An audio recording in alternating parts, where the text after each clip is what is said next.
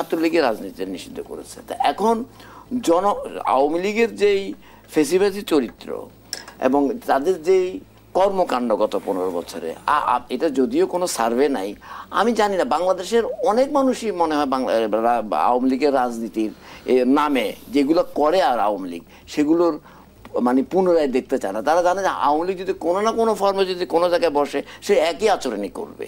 তো কাজেই এটা তো আমার পক্ষে বলা সম্ভব না যে তাদের রাজনীতি তারা করা মানে তাদের কি মানে কি জনগণ তাদেরকে দিবে কি না, মানে সে মানে অ্যাক্সেস দিবে কি দিবে না, সেটা কিন্তু একটা বড় আলোচনা।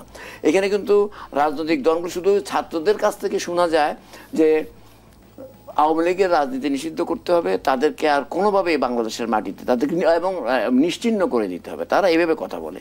কিন্তু বিএনপি বা জামাত কিন্তু এইভাবে ব্যাপার কথা বলছে না। তারা বিএনপি তো অত্যন্ত সবচেয়ে সর্ববৃহৎ দল, তারা পলিটিক্যাল কথা বলছে। তারাও এই ফেসিবাদের বিচার চায়, গত ফেসিবাদের বিচার চায়, তারাও এই মানে তাদের যে কর্মকাণ্ড সেই বিচার চায়। তা আমি মনে করি এই বিচারগুলো হলেও কিন্তু কয়েক ধাপ এগিয়ে যেত, কিন্তু এই বিচার প্রক্রিয়াটাকে দ্রুত সম্পন্ন করা উচিত। কতগুলি বিচার না হলে কিন্তু এই সরকারের উপর এই দায়টা বর্তাবে। আচ্ছা, দ্বিতীয় কথা হচ্ছে যে আওয়ামী লীগের ফিরে আসা না, সেখানে একটা জিনিস দেখেন, আওয়ামী লীগের কিন্তু একটা ভোট ব্যাংক কিন্তু আছে। আপনি যত কিছুই করেন না কেন বাংলাদেশে এখনো ধরনের তারা কিন্তু আওয়ামী লীগের একটা ধর্ম মনে করে, এই টাইপের, মানে এটা ক্ল্যান এবং একটি ডগমেটিক ইয়ের মতো তাদের, মানে এটা পলিটিক্যাল পার্টির বিহেভিয়ারের মতো না, মনোনৈতিক একটা পার্টি। তো কাজে এই ধরনের সিচুয়েশনে আওয়ামী লীগের কিছু সমর্থক কিন্তু রয়ে গেছে, তারা চুপচাপ আছে। তো কাজে তারা যদি কোনো না কোনো ফর্মে রাজনীতি করার সুযোগ পায়, কোনো না কোনোভাবে বাংলাদেশের কোনো না কোনো কর্মকাণ্ডের সঙ্গে আসার সুযোগ পায়, আবার বাংলাদেশে ডিস্টার্বেন্স হবে। এখন এইটা সেটেল কিভাবে হবে, রাজনৈতিক দলগুলোকে সিদ্ধান্ত নিতে হবে জনগণকে সাথে নিয়ে। বাট আমি তো মনে করি সেগুলো আলাপ আলোচনার মাধ্যমে একটা জায়গায় যাওয়া যেতে পারে। নিশ্চয়ই। আমি সন্ধান নিচ্ছি একটু ছোট্ট বিরতি, ফিরছি একটু পর। কথা বলছিলাম যেমন সাইদ খান, আপনার কাছে সংস্কারটাই সংক্ষিপ্ত হওয়া উচিত ছিল এই সরকারের। সংস্কারটার একটা বিশাল একটা জায়গা, এই জায়গাটি নিয়ে এত বেশি আলোচনা না করাই ভালো। যেমন নির্বাচনের প্রশ্নে যদি আসি, সরকার কিন্তু নির্বাচনের কথা বলছে, সরকারও নির্বাচনের পথে এগোচ্ছে, এরকম আমরা অলরেডি ঘোষণা পেয়েছি। এখন স্থানীয় সরকার নির্বাচন না জাতীয় সংসদ নির্বাচন আগে হবে, সেটি নিয়ে এক ধরনের বিতর্ক তৈরি হয়েছে, এক ধরনের ধোঁয়াশা তৈরি হয়েছে। আপনি জানেন যে স্থানীয় সরকার নির্বাচন, আমি যে কথা বলছিলাম বিরতিতে যাবার আগে, যে সবচেয়ে বড় ইলেকশন এটি এক ধাপে করা সম্ভব না, সেটি অন্তত 4টি ধাপে এই ইলেকশনটি অনুষ্ঠিত হয়। এখন এই 4 ধাপের ইলেকশন শেষ করতে হলে সরকারকে মিনিমাম 1.5 থেকে 2 বছর সময় নিতে হবে। তার মানে কি 1.5-2 বছর পরে আপনি জাতীয় সংসদ নির্বাচনের কথা ভাবছেন? এটি কিন্তু এক ধরনের প্রশ্ন রেইজ করেছে, যেটি কিন্তু এখনো অমীমাংসিত। সুতরাং এরপরে আবার যদি জাতীয় সংসদ নির্বাচন করতে হয়, সেটির জন্য আরো 6 মাস সময় লাগবে। তার মানে 2 থেকে 2.5 বছরের একটা টেনিউর যে নির্বাচনী প্রক্রিয়া শেষ করতে, এই জায়গাটি কিন্তু রাজনৈতিক দলগুলো মানছেন না, যেই কারণে অন্তর্বর্তী সরকারের সাথে রাজনৈতিক দলগুলোর এক ধরনের দূরত্ব এবং অনাস্থা দুটি তৈরি হয়েছে। আরেকটি বিষয় যেটি আমি বিষয়টি বলতে চাচ্ছি, যদিও আপনি সবুজ ভাই প্রশ্নটির উত্তর দিয়েছেন, আমি এই যুক্তিকে সমর্থন তখনই করি যখন এটি আদালতের মাধ্যমে আসবে। কারণ যেহেতু এখনো পর্যন্ত সরকার প্রজ্ঞাপন জারি করে যেমন ছাত্রলীগকে নিষিদ্ধ করেছে সন্ত্রাসী সংগঠন হিসেবে, ওরকম কোনো প্রজ্ঞাপন দেয়নি। সুতরাং এটি আদালতে যে আওয়ামী লীগের যে শীর্ষ নেতৃবৃন্দ বা আওয়ামী লীগের যারা দায়িত্বশীল ছিলেন, তাদের নানান অপরাধে এই মুহূর্তে বিচারাধীন রয়েছে। আদালত যদি তাদের অপরাধের বিচার করে, সেক্ষেত্রে আওয়ামী লীগ কিন্তু সেই সাংগঠনিক দক্ষতা বা সেই সাংগঠনিক শক্তি ধরে রাখতে পারবে না। এরপরে আদালতের মাধ্যমেই কিন্তু এই বিষয়টি ফয়সালা হওয়া উচিত। সুতরাং বহুদলীয় গণতন্ত্রে কোনো রাজনৈতিক দলকে নিষিদ্ধ করে সমাধানে পৌঁছানো যাবে না। এবং সর্বশেষ যে বিষয়টি আপনি প্রশ্ন করেছিলেন, প্রশ্নটি একটু আবার করুন। সংস্কার কত দূর?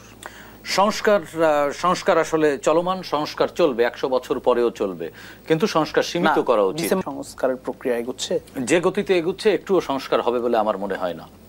একটুও হবে না? একটুও হবে না।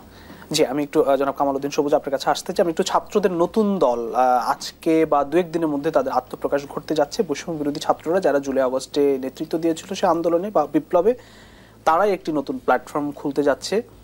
রাজনীতিতে কি প্রভাব ফেলতে পারে? বা কোনো প্রভাব ফেলবে?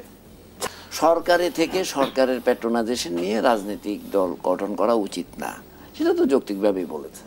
কিন্তু আবার ছাত্ররা যেমন দেখেন, গত 15-16 বছর বিএনপির মতো একটি রাজনৈতিক দল অনেক ক্ষয়ক্ষতির সম্মুখীন হয়েছে। তাদের নেতা কর্মী মারা গেছে, গুম হয়েছে, খুন হয়েছে, জামাতেরও মারা গেছে, অন্যান্য রাজনৈতিক দলেরও মারা গেছে, এবং পেশাজীবীদেরও অনেকে ক্ষয়ক্ষতির সম্মুখীন হয়েছে, আমরা নিজেরাও হয়েছি সাংবাদিক হিসেবে।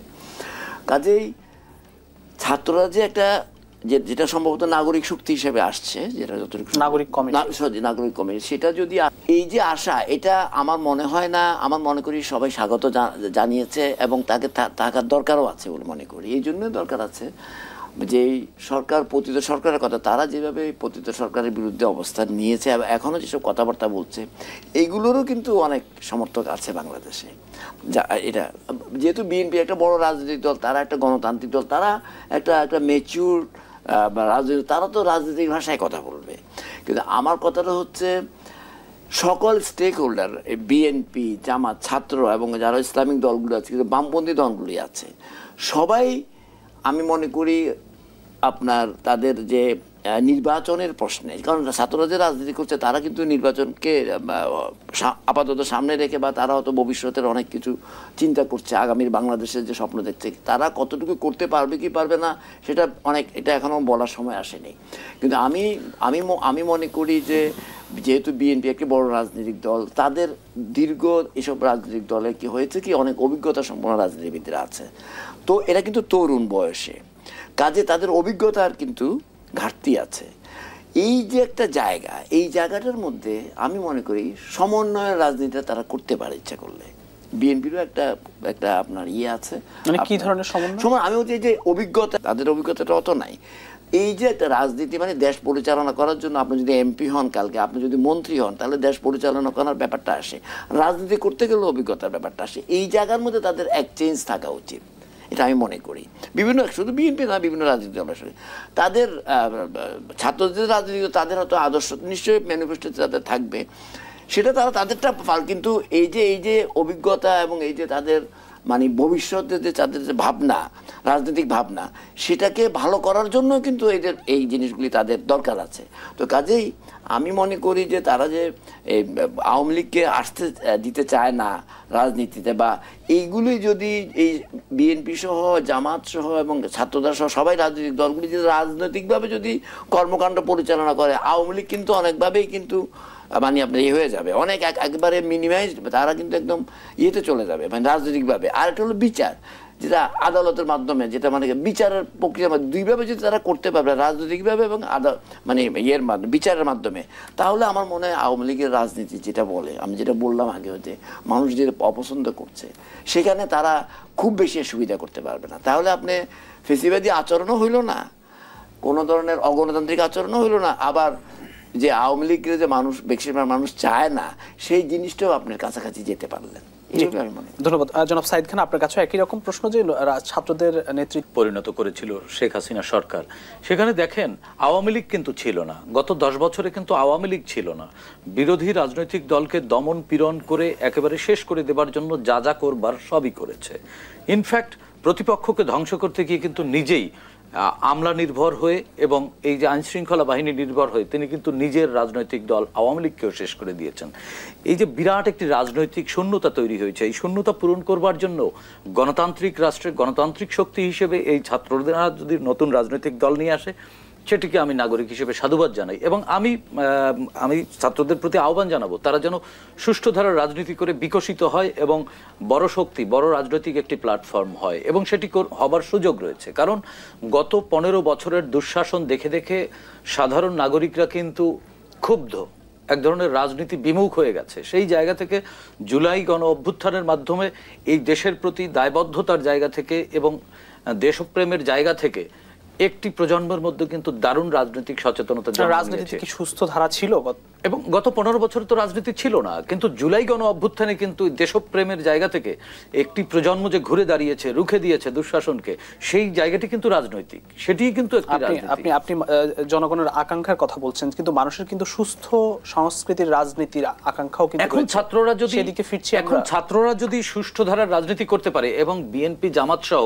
যারা ফ্যাসিবাদের বিরুদ্ধে লড়েছে তারা কিন্তু পরীক্ষা দিয়ে এই মানুষের কাছে টিকে গেছে, তারা কিন্তু রাজনৈতিক গণতান্ত্রিক রাজনীতি চর্চা করেই টিকে গেছে। এখন আরেকটি শূন্যতা রয়েছে, যেহেতু আওয়ামী লীগ এই মুহূর্তে রাজনীতির দৃশ্যপট থেকে অনেকটা হারিয়ে গেছে বা পালিয়ে গেছে, সেই শূন্যতা পূরণের জন্য নতুন রাজনৈতিক দল হিসেবে ছাত্রদের কিন্তু ভালো করবার সুযোগ আছে।